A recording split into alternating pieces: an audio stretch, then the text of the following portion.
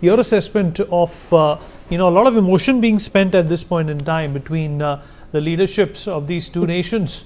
But the fact of the matter is that this is all perhaps under the realm of diplomacy, and the ground reality when it comes to tariffs, when it comes to deportations, when it comes to student visas, when it comes to the H-1B visa, when it comes to other problems, even pharmaceuticals for that matter, is a different story altogether. How do you think a balance should be struck between this heartfelt, emotional rhetoric between these two countries and the harsh realities on ground?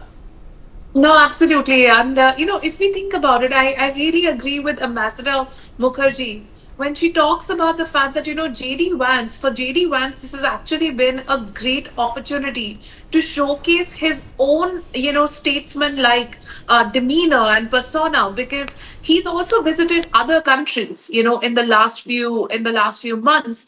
And this is the first time, in a way, he's kind of broken out and had this image of his own and this Indian. warm section. Don't forget that his wife is Indian.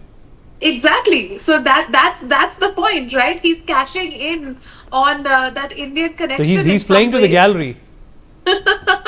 And playing to the gallery. But this helps the Indian economy also in many ways, because at the end of the day, when you're approaching such a negotiation, you've already built a rapport. There's a clear north star that the Prime Minister Modi and President Trump had worked out in Prime Minister's visit when he visited Washington even before these tariffs were announced. The $500 billion trade volume that or value rather, that has to be worked out between the countries. Where is that going to come from? Is That's the question now. The question is not, are we going to go there or not? I think it's very well agreed between the two countries that we have to move together. We are, seeing a century of India and the US working together. We want to move together in technology, in electronics, in semiconductors, even in agriculture. Like Jajit very rightly said, of course, we don't want to open up our markets in that way, but don't we want to research